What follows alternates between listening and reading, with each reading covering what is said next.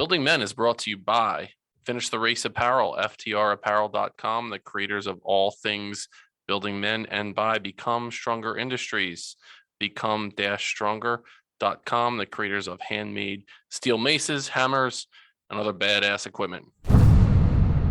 All the fears that we entertain. And I would go out of the trailer and look at the stars, man, and the moon in the middle of the night in the cold. And I would just sit there and I would just think about all I had been through to that point. And I just knew I couldn't quit on myself. I had to keep fighting.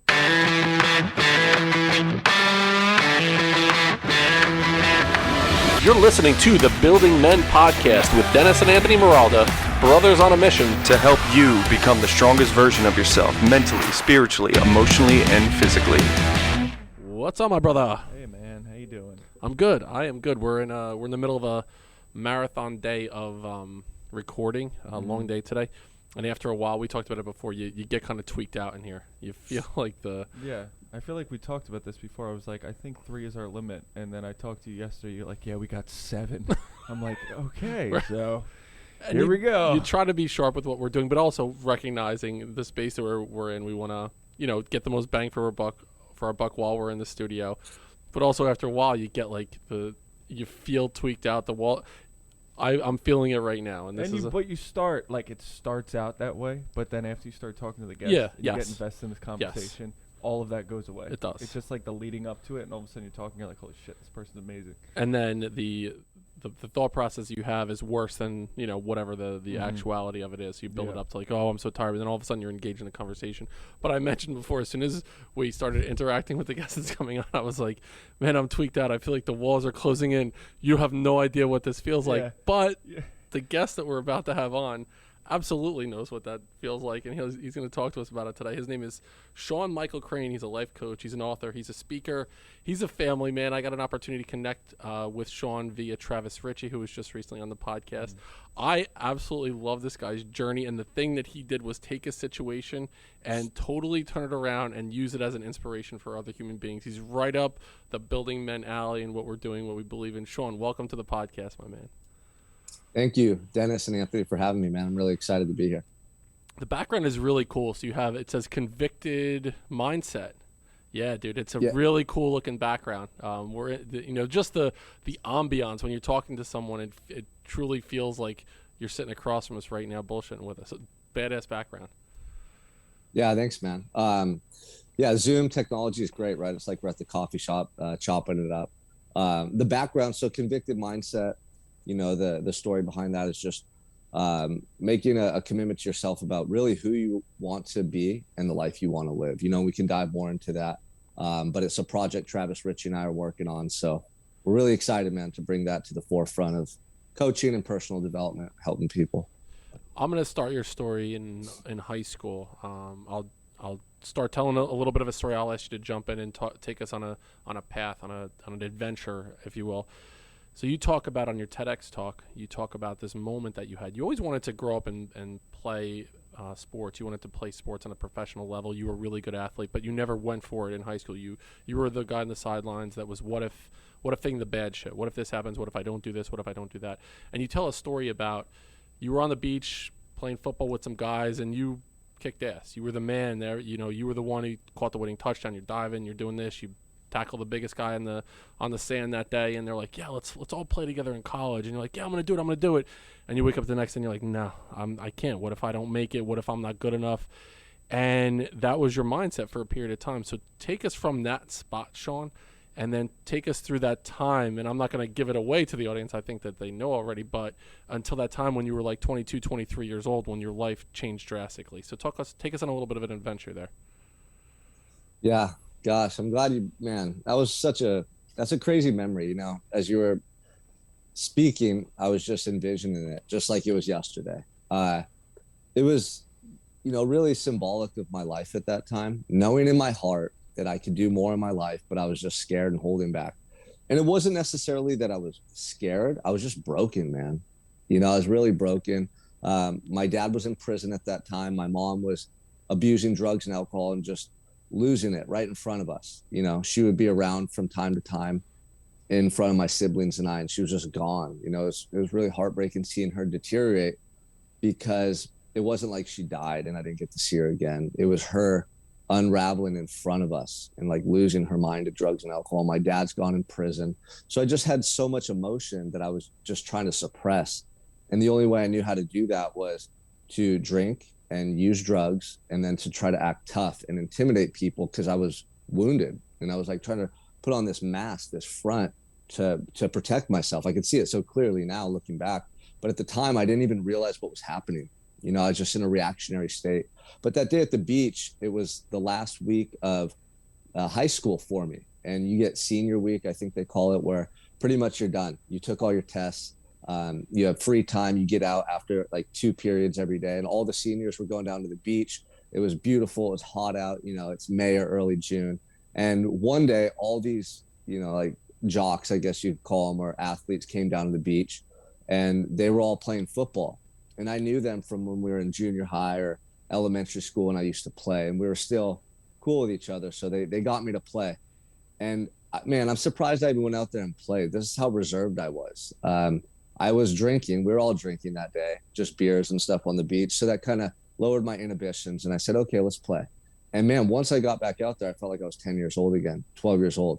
You know, I hadn't played in years. I never played in high school, but I'm an athlete, man. That's who I am at heart. And I've been gifted with some natural abilities. And so it was amazing. I felt free for the first time in years, running up and down the beach. All my problems were just gone. You know, all I thought about was being in that moment, how great I felt. So after the game, I made some big plays, and me and all the guys are just having that moment of camaraderie. And they're all telling me, man, I can't believe you didn't play with us in high school. You would have helped our team out.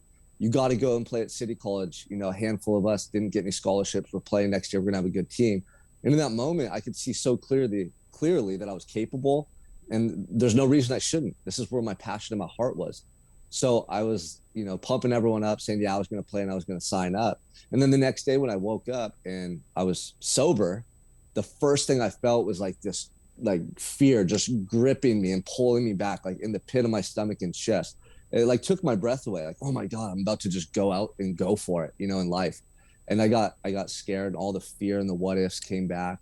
You haven't played all in high school. Who are you to go and just show up in college and play? What if you're not good enough? Like everything, you know, and I never went, man. I never went. I went back into the same lifestyle that I was in. I ended up getting a job climbing trees, dragging brush from uncle's tree service after high school. And I continued hanging out with a group of friends that weren't really pushing me to be better. We were just keeping, you know, one another stuck. And, you know, then at that time, I had no direction in life. I got out of high school. I had a drug and alcohol addiction. I had a job that was paying me, but that I didn't love. And I was just drifting through life, man. And then, you know, that led me to being at this party one night in Santa Barbara where a fight broke out. And just like a typical house party, it's a whole bunch of people there drinking, socializing. And there's often fights between drunk guys at parties. Like we've all seen it. And that's what I thought this was. And so I followed the groups of men outside to watch the fight. And I was too close. I was drunk. I was probably pumping it up or just wanting to be like, you know, involved in you know, with what's going on. And the fight breaks out, and then I get just attacked. And I thought I was getting jumped. So I started defending myself and trying to get this guy off of me. He's heavy. And no one started kicking me or punching me. I thought it was odd because I thought that's what would happen. And as I got this guy off of me, I threw a couple punches that glanced, you know, the side of his head, didn't even hit him, but he didn't get up. And I'll never forget that moment. Like, everything's happening rapidly. It's just chaos. But this guy didn't get up, and I didn't hit him hard. I didn't even really hit him. And, you know, as I'm walking away towards the street and everyone's dispersing, I get under the street light and I'm just covered head to toe in blood. I mean, just dripping off my face, my arms, my shirt. Like, oh my gosh, what is going on here? So me and my childhood friend who went to the party together ran, and we're running up the street, and you hear sirens coming, sirens in the distance. Girls and people are screaming. It's pandemonium. And the cops are coming down the street, and he pulled me into a laundromat, you know, and he's like, you can't run around with that shirt on. What's going on right now? And we were both in shock, and we were drunk. And he found a shirt in the dryer in this laundromat, gave it to me. We jumped in a cab that he had called earlier to leave, and we went back to his house and tried to make sense of what was happening. You know, I remember going on Google the next morning, waking up, realizing something really bad had happened. I didn't think that the cops and everyone was going to be pointing the finger at me, I knew I'd be questioned. And, why were you involved? What happened? What did you see? Something like that. But they came to his house with AR-15s and the SWAT team and arrested me at gunpoint and charged me with attempted murder. And that's when my life changed forever. What happened to the kid? Like, what was it? Was it a stab wound? What was it? Yeah, so there was two groups of guys. One guys were fighting with their fists. The other guys pulled out knives.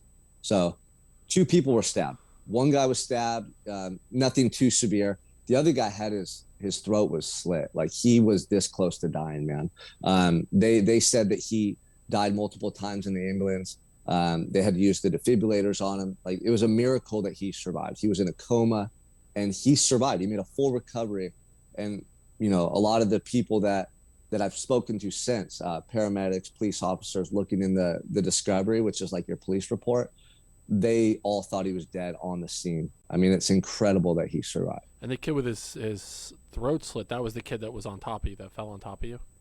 Yeah, so, I had a lot of time to think and reflect on this, obviously, and try to put the pieces together. And what I realized is he was either getting stabbed as they were tackling him into me, or they stabbed him right when he fell on me. Because I remember getting blindsided, and I'm just bear hugging this person. I can't see anything. It's dark. And it was more than one person. And we get slammed into a parked car, and then we fall to the ground, and he's on top of me. So I'm bear hugging him so he can't like posture up and punch me, because I thought I was just getting jumped. So I'm trying to roll this guy off. I mean, I couldn't. He was a bigger guy. He was heavy, and I could not roll him off me. And I'm going back and forth. And then finally I did. Like, I felt his strength give out. He was no longer there in the moment. Like, I rolled him off of me, and this is all just happening split second. So as I'm standing up, I throw two punches at him. That's what everyone at the party saw. They saw me striking down at this guy who was already stabbed. No one saw the initial attack because they came out once they heard the noise. They see me throwing two punches down at him, getting up and fleeing the scene covered in blood, and this guy laying face down. Wow. So when the cops came, they questioned everyone. And from their vantage point, like, I never blamed the cops. I really feel that they were doing their job, and they took the eyewitness testimony, they took the evidence, and it looked like I did it, And so the one thing they did do is they used the word striking instead of punching, when they said, oh, Sean was striking down at the individual in a downward motion, right? And a lot of people at the party could have said, hey, we saw Sean punching the guy, because there's a difference between a stabbing motion and a punching motion, obviously. And I think most people probably said punching, but they used the word striking. But that's neither here nor there, man. That really doesn't matter. So yeah, that's what happened. It was insane. It was something that you see in a movie, or you hear about on like a Lifetime, or, all these shows they have. I never thought in a million years that I could be in that situation. And we've all been in those situations where something gets out of control really quickly, and some totally innocuous event turns into a life-altering experience for many, and you don't even see it coming. And then in the moment, you're just reacting. It's not premeditated. You're just going along with whatever had happened during that time. So you could absolutely see how quickly, especially if you have alcohol in your system, your senses are dulled a little bit. It looks a little bit different. As you look back at that, because now I want to, before I transition into from that, going into the sentencing, what was going on in your head, when you look back at that moment, is it, man, these guys were such assholes, or you mentioned not blaming the cops. How much of your mindset is, I'm responsible for being in that situation. I put myself in a situation where all these things can happen. Is that where your mind went then, or did it take you years to get to that point? Almost instantaneously. I was in a fight for my life. And when I was in that complete survival mode, I could see the truth so clearly. And the truth was, you put yourself there. You made the choice to go out and get involved in that altercation. You went to the party, you're drinking. I equated being at that party and being in that moment with years and years and years of bad choices. I should have been off in college or graduating, going down a completely different road in life. So I took full responsibility. Even though I was innocent, I took 100% responsibility, because I knew if I didn't, my chances of moving forward in my life were slim to none. So I had to. It was survival, and I knew I had to do that. So now they go to your buddy's house with the AK-47s. They put the cuffs on you. They bring you in the jail. So now you have lawyer visits and you have all these court dates, this and that. What was the moment like for you when you actually got sentenced? After I don't want to go into the entire trial, but when you finally got sentenced, what was the immediate feeling that you felt? I felt like I was about to climb Mount Everest. Mentally, I was so prepared. I didn't take it to trial because, we had investigators and all these people trying to find some evidence to free me. We were hoping people would come forward. Nothing happened. The first couple of weeks, it was like, okay, we're going to figure this thing out, Sean. We know you didn't do it. We're going to put our detectives to work. The lawyers are telling me this. We're going to figure out what happened, man. We're going to get you out of here and get to the bottom of this. And nothing happened. No investigators, found any evidence. No one was coming to save me or rescue me.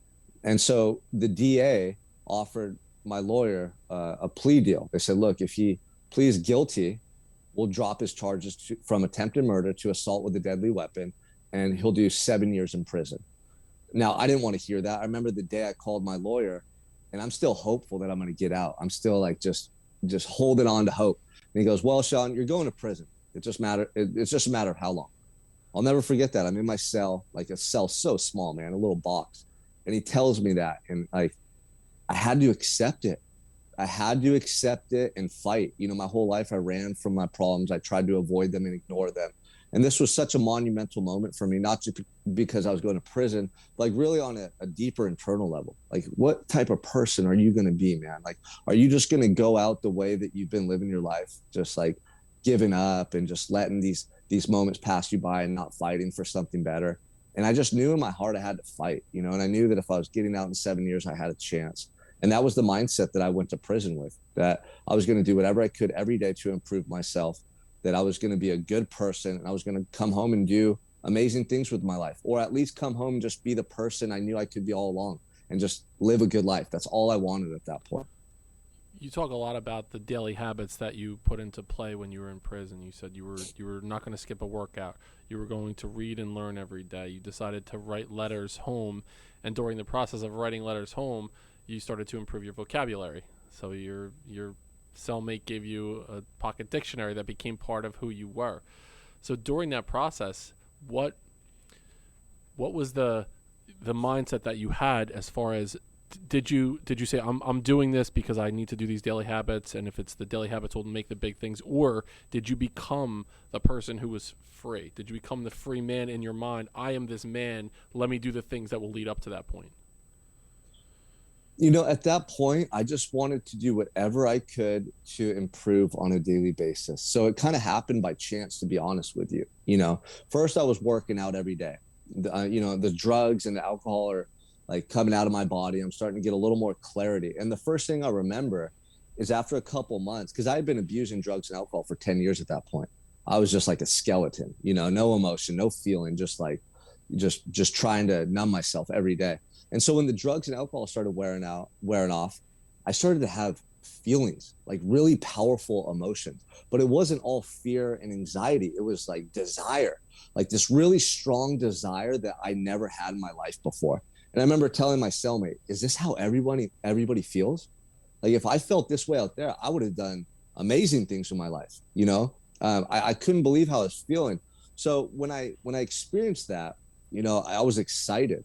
And I started just channeling that emotion into action every day, working out, just, demolishing these workouts in my cell. That was like my medicine, man, sweat and just get that anxiety and fear out of you through movement. And then I look around, I'm in this little box. What else can I do today? Okay, they gave us a book to read this week. Let me grab this book. And then I'd be writing those letters home. And I was just noticing my spelling was horrible. My writing looked like a second grader's. And I was starting to take pride and love myself. I was starting to take pride in who I was. And so I looked at that and I said, that's not acceptable. Like, I cannot send a letter home looking like that. I need to take more pride in who I am and love myself. And so I started looking up the words that I couldn't spell in that little dictionary. And I started feeling my mind shift and change. My memory was improving, my speed of thought. It was almost like I had been hibernating for years. I just felt like I was coming to life in that cell.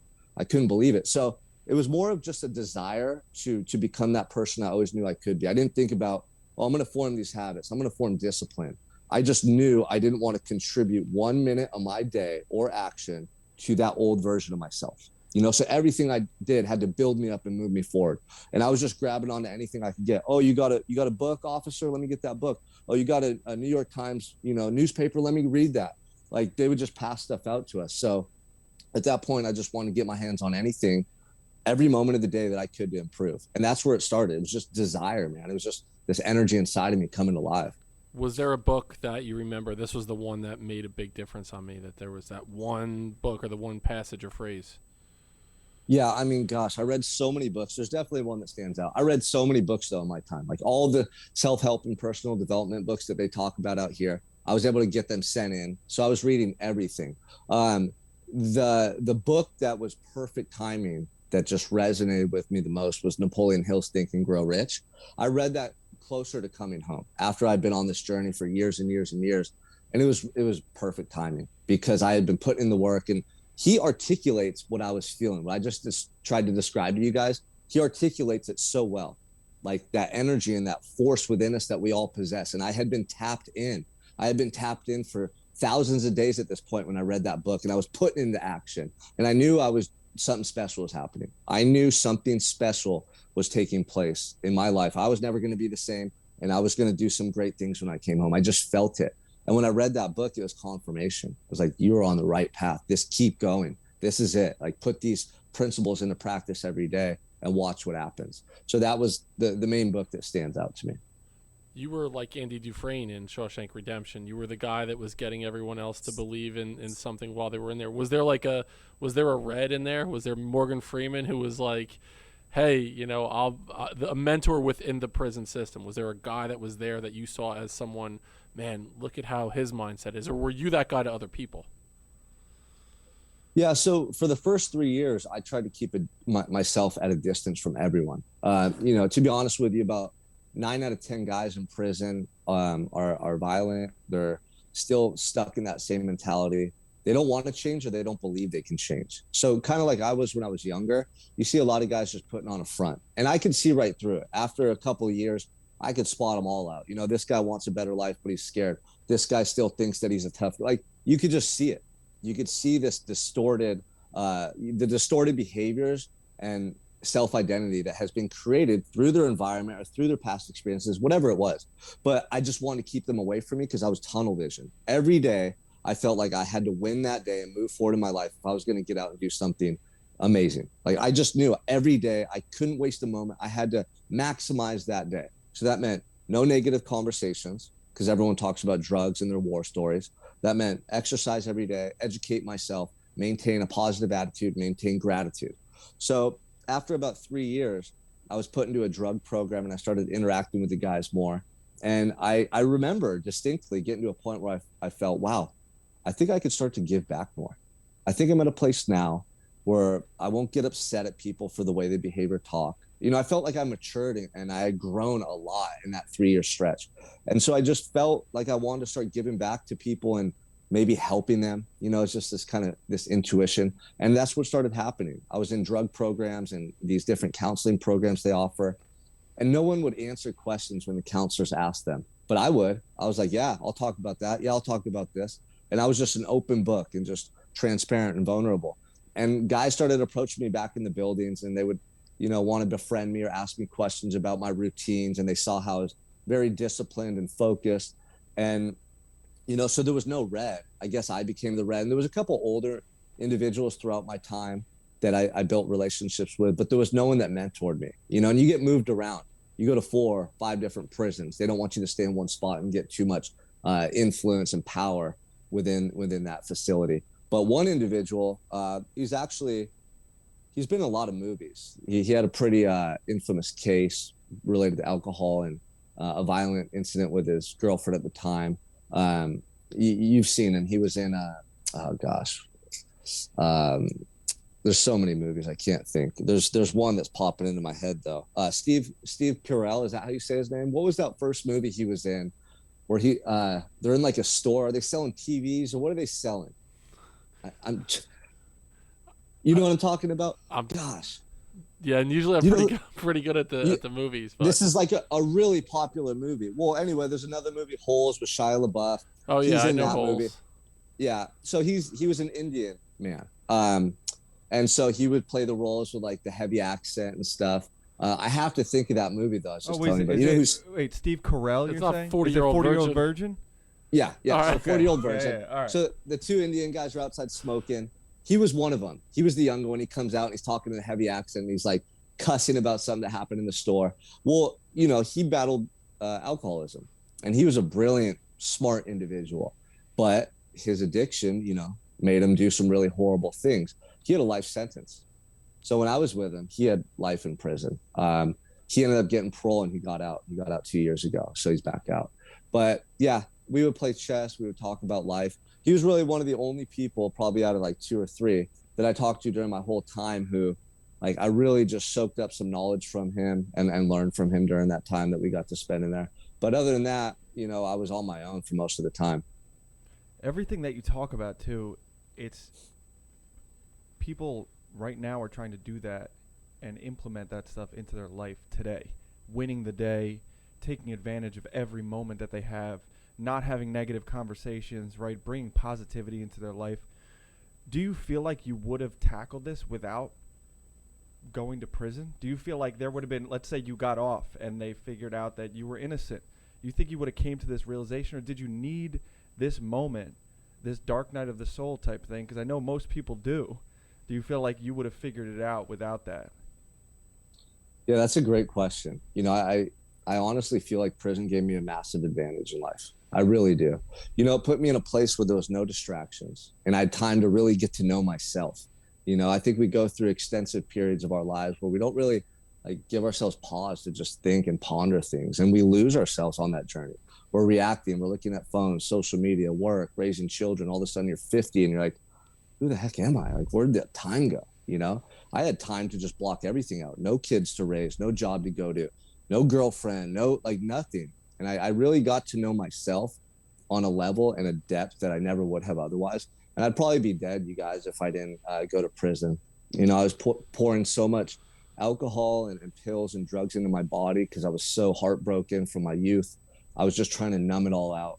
And I know so many people in my old circle who passed away when I was gone.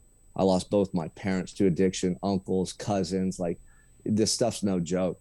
So prison saved my life, and it gave me an opportunity, man, that I never would have been able to have otherwise.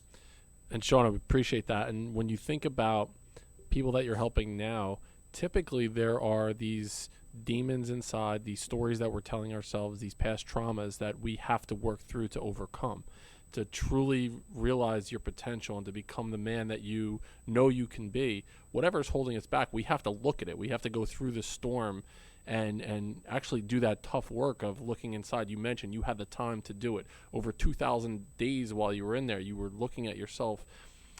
Did you have to go back into your childhood in your mind and say, all the shit that happened with my father being in jail, with my mother being, you know, addicted to narcotics or to alcohol, did you do that work? Or did that work come after you were out and you had to go back and look into the deep, dark, you know, recesses of your soul? Yeah, great question. You know, most people don't realize, Dennis, if you've gone through trauma or tough times, you got to go backwards in order to go forward. You're never going to be able to move forward and live that life you want if you don't go through some acceptance and some form of healing. It's just, it won't happen. That's why, you know, people abuse drugs and alcohol their whole lives. People develop addictions to food. People self-sabotage. It's because there's something unresolved that we're not addressing, right? So I'm very fortunate that I was put in that cell because I got time to think and start to accept and acknowledge what I went through. I had run from it my whole life. I was in denial. I was angry. I was bitter, and I never talk about it. If people tried to talk to me, I would just shut them down. I'd ignore them, whether it was counselors or family members. I didn't want to face it. It hurt too bad, and I tried to pretend it wasn't real. So when I was in that cell, I knew I had to face this stuff, and it happened kind of by chance, man. I thought to myself, I'm going to write my parents letters to forgive them for everything because I don't want them to self-destruct thinking I'm in prison because of them. Even though they contributed heavily to, you know, me going that path in life. At first I was doing it because I didn't want them to like overdose or just go further down in their ways, you know, that self-destructive path. So I started writing them letters every day. And I was just telling them, hey, I forgive you guys like for this and that. I forgive you. Like, and I was just in this very therapeutic healing process. I didn't even realize it. Come to find out, the forgiveness that I was writing to them was for me. It wasn't for them. It was so I could let go of the emotional attachment to those memories. And I'll never forget when I did that, I felt like this huge weight just lifted off my shoulders. And I was like, wow, what just happened? And it changed my life forever. So whenever I get to work with individuals in my coaching program and guys that come to me who I could see pretty clearly are dealing with some demons or some stuff that's unresolved, that's the first step we go through. I call it the healing process. And it's 3 steps, identify, accept, and forgive. And if we don't do that, I see these guys that try to jump forward to like, oh, I want to get consistent, form new habits, and just create this new life. And they always self-sabotage and revert back to like where they're stuck. And it's because something internally is still afflicting them, right? It's like a ball and chain or something shackled around your ankle. Once we cut that loose, man, you're free to soar. But until you do, you're going to be limited. And so that was huge, man. I mean, if I didn't do that or go through that process, I wouldn't be here today. I promise you that. And I'll tell you what, the actual physical process of putting pen to paper and writing it down, getting it from stuck inside your head, that's the magic potion right there. The work that I've done, that you've done, Anthony, with Training Camp for the Souls, the work I've done with Enlifted, our coaching clients as well, it is around that idea of, unless you put it down, you write it down, and then you actually read it and you can hear yourself saying it, which is another powerful spot, then it just rattles around in your brain. Then it's a constant thing that's never resolved. Once you can get it to that point and then read it out loud and then slow it down and read it and fully experience that, It loses its holy weight. shit, it really does. Then you're not inside of that story anymore. You're not in the book. Now you could get some distance from it and say, I was there. I was a cast member in this thing that unfolded, but that is not who I am. That is not me. That is not my identity.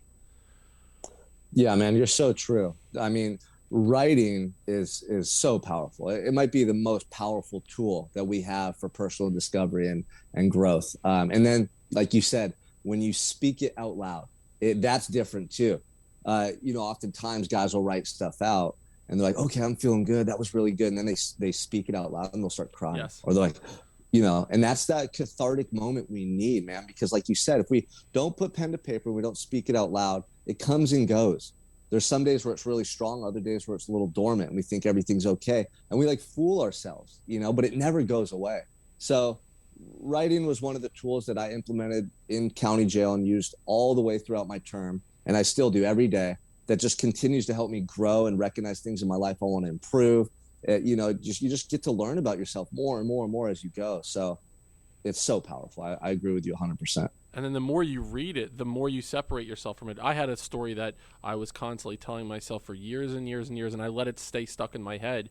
And I would tell the story, and I would get emotional in the story. I would get choked up.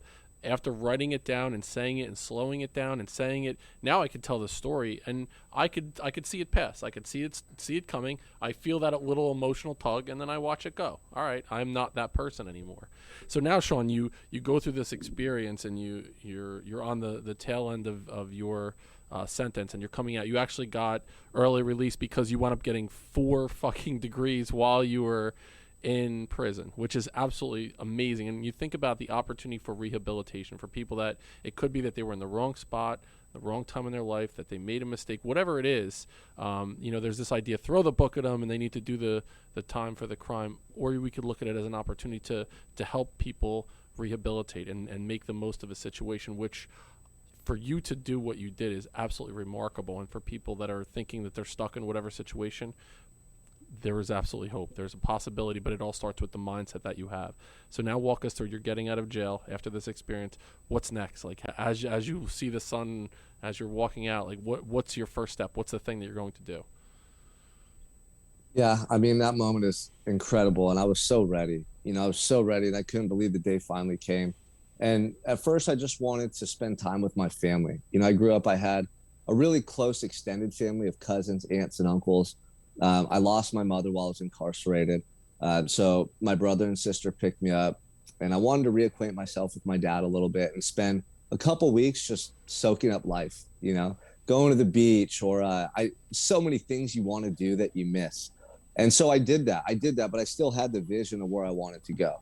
So I was staying at in a trailer on my aunt and uncle's property.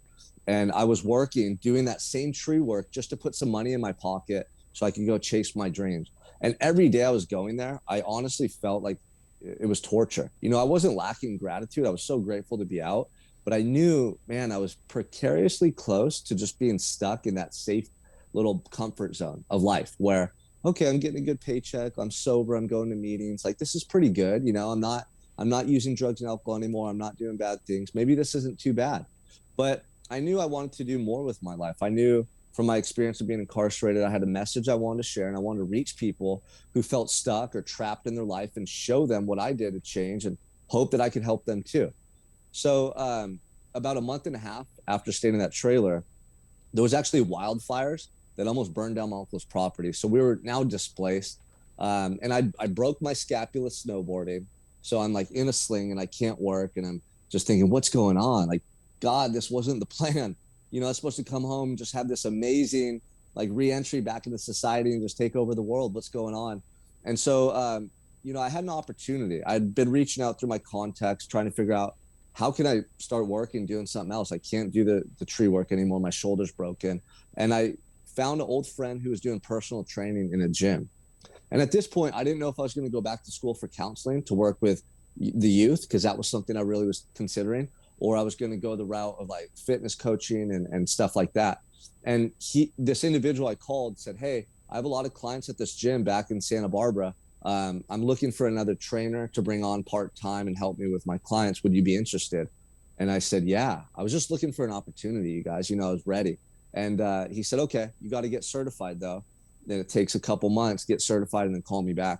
Well, I was in a sling. I had nothing to do. And I had been studying sports medicine, you know, all this stuff, anatomy, everything related to fitness coaching and training my whole time while I was incarcerated. I got books sent in. So I took the courses and I got certified in 2 weeks. I wrote all the essays, did all the reading, took the final exam, and I called him back. I said, hey, I'm ready. What's going on? So I went out to Santa Barbara and I showed up, talked to the owner of the gym, told him where I just come from. I was open and honest with him, and he gave me a chance. And I started training clients in that gym. And about 6 to 8 months later, I left and started my own fitness company, started working with more people throughout Santa Barbara because, you know, I love fitness. I love working with people. And so I wanted to expand and help more people. And at that time, though, that's right when COVID, you know, came up. This was only 2.5 years ago. So all the gyms are shut down. I was like, gosh, what am I going to do now? There goes all my clientele, all my income. At this point, I was already, you know, I'd gotten married. I had a child, and I had another one on the way. And I'm, you know, the sole provider for my family. And I just had a moment of clarity where I'm like, hey, you know, you're doing good, but you're holding back, man. Like, you have a story and a message to share that could save a lot of people's lives. And this was just the truth I felt in my heart. Like, why are you holding back from being more vulnerable and honest on social media and on these different platforms you use? And that's when I just started really talking about my time in prison and articulating, you know, the breakthroughs I had and the struggles that I faced and all the things I did to start moving towards the life I wanted. And it resonated with people, you know, and I started a life coaching program that was all online, no in person. And I started, you know, coaching men all over the country and some internationally. And that's what I've been doing since. You know, I've been able to do a lot of cool things other than that, but that's predominantly what I do every day, and I love it.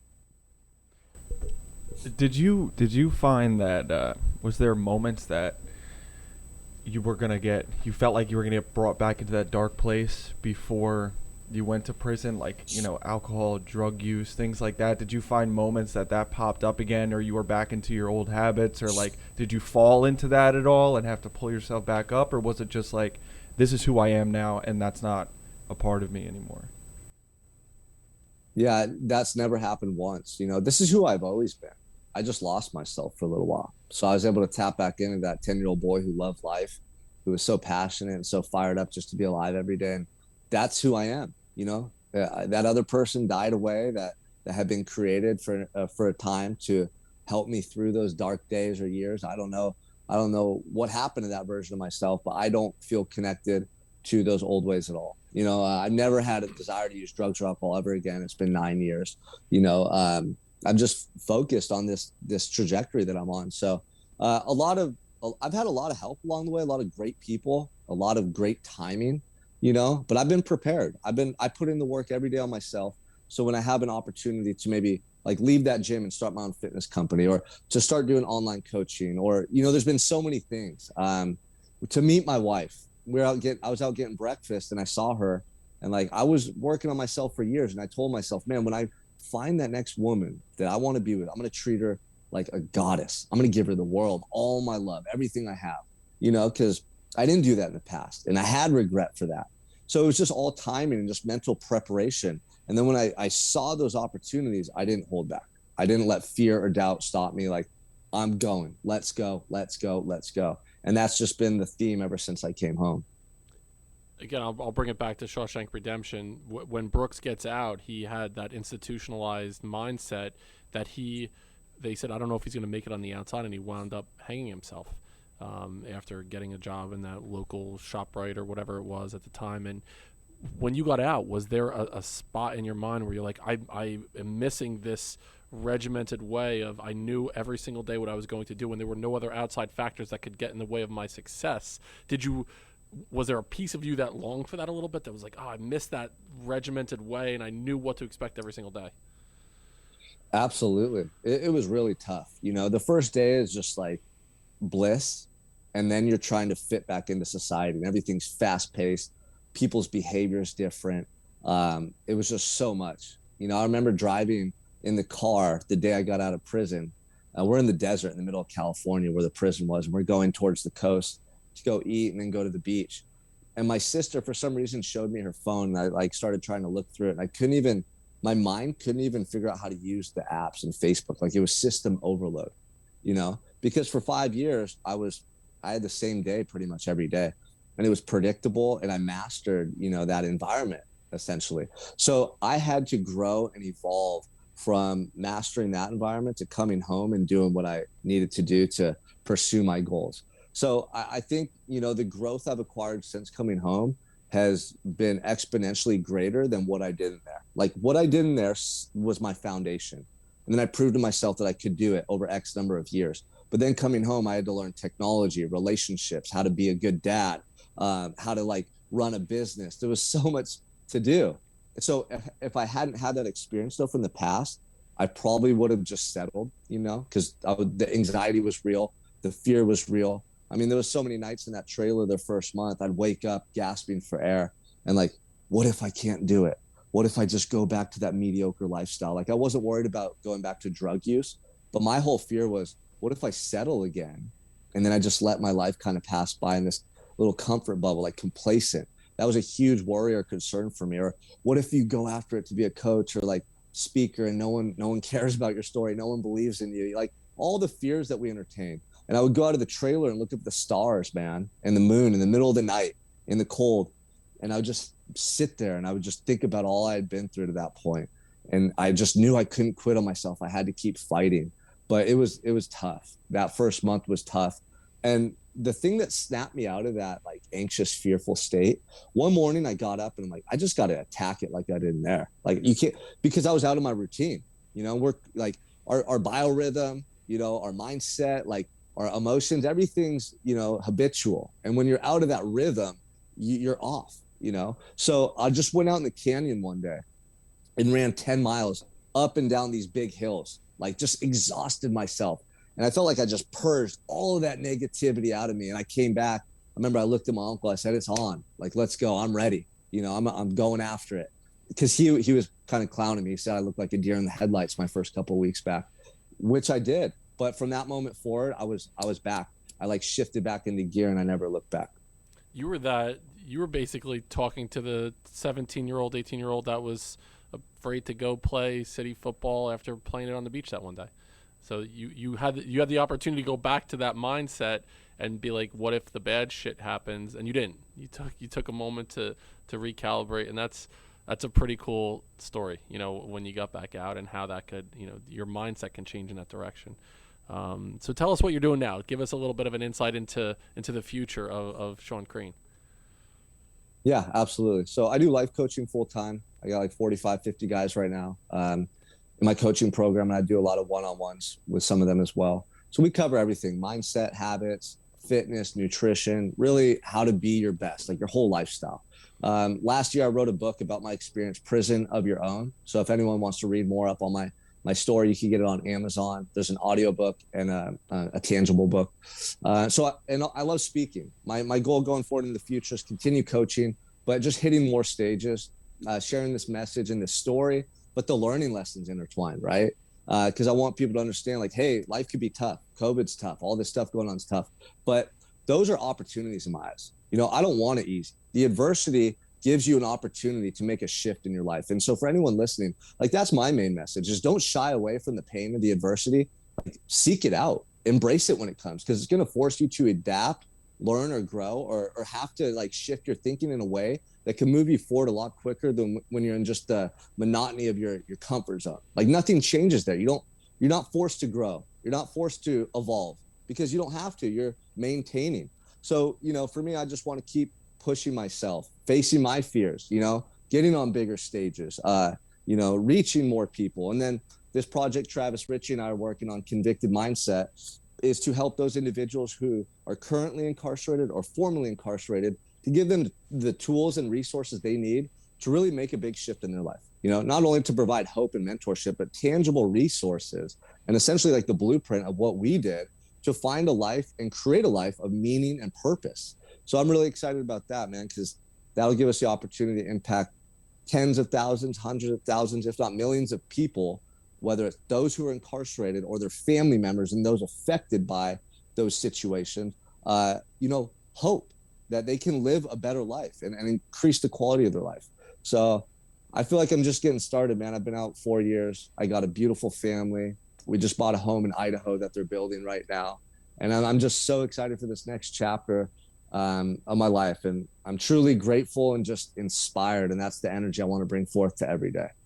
Love that, man. So my final question would be, and you kind of went into this before, but talking to the Building Men audience, what's one thing that they can do starting tomorrow to kind of kickstart their life off? Just like get their the right foot in the right direction. If they're feeling stuck, they're feeling down, they don't know what to do right now, what's one thing they can do starting right now even?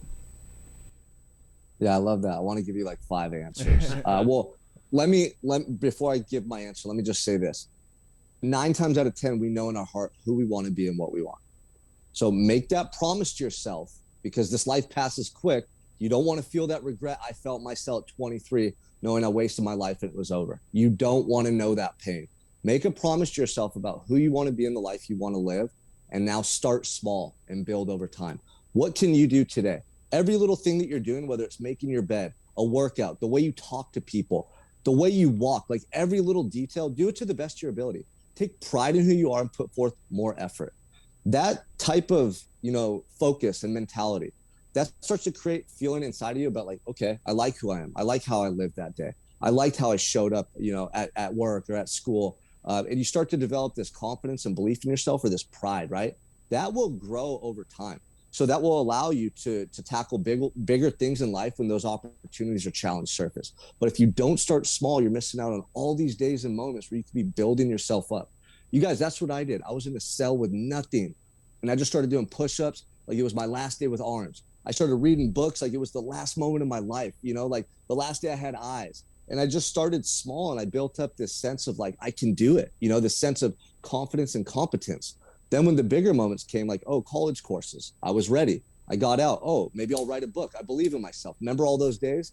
Oh, an Ironman competition. Remember all those days running on the track in prison? Like, let's go. So make a commitment to yourself about who you're going to be, and start small, and know that's the blueprint. You're not going to go from here to here overnight. You got to start small and build yourself up over time. And that's the process, man. Absolutely beautiful. Where can the Building Men audience find you, Sean? Yeah, check me out on Instagram, Sean Michael Crane. I have a website, SeanMichaelCrane.org. That's the handle I use. So Sean Michael Crane on any platform. Reach out to me if you guys have any questions, anything like that. I'd love to support you or give you any feedback that I can. And the Building Men platform, we're there to support the Convicted Mindset with you and Travis Ritchie in any way, shape, or form. Love what you're doing and helping build up men who have been through something challenging in their life. For the Building Men audience, find us on Instagram, building.men, buildingmen.io is our website. Check out our sponsors, Finish the Race Apparel, FTRapparel.com for all things Building Men, and Become Stronger Industries, the maker of handmade steel maces. I'm going to go do some fucking push-ups and read a book right now. The last thing you got, motherfucking arms. I got baby. arms and eyes. I'm going to go do it, my man. Thank you Fucking read so together. much. Go a step further than you thought you can go. We'll see you next time on Building Men.